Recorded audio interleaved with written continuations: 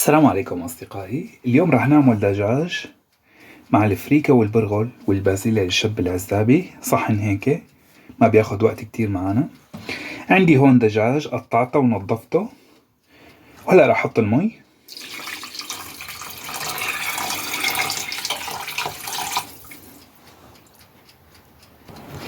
أصدقائي تشكلت عنا رغوة راح نشيلها.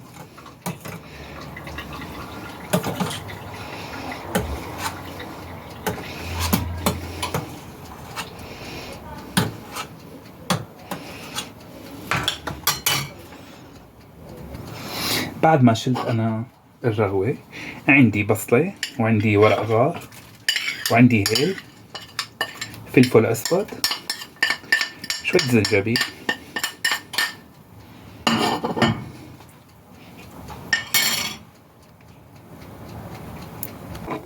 وهلا بعد ما استوى عندي الدجاج تقريبا 60%، عندي البازيلا بحطها، هي تاخد من نكهة الدجاج. عندي معلقتين ملح،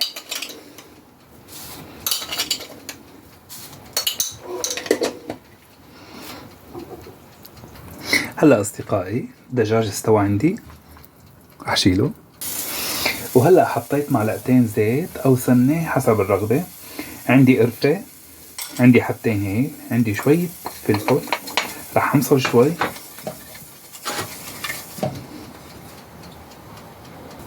طبعا بعد ما حمصت شوية البهارات، عندي كوب برغل وعندي كوب فريكة. اللي بيحب يحط 2 فريكة واللي بيحب يحط 2 كوبين برغل، ما في أي مشكلة. رح أمصر شوي.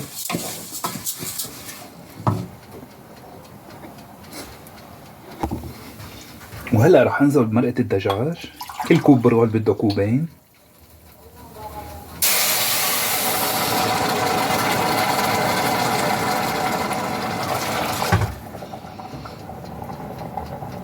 كمان الكوب الفريكة تقريبا بده نص كوب او 3/4 الكوب.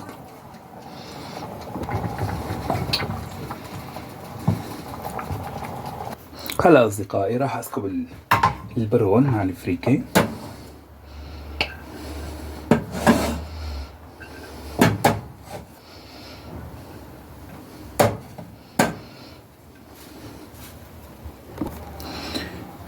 وهلا عندي البازليا راح اوزع على الوجه.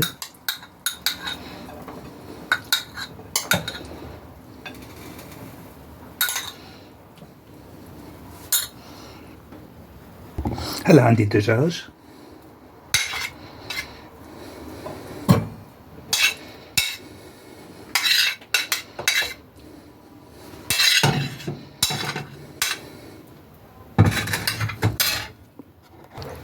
وهيك أصدقائي الطبق تبعنا صار جاهز، وألف صحة.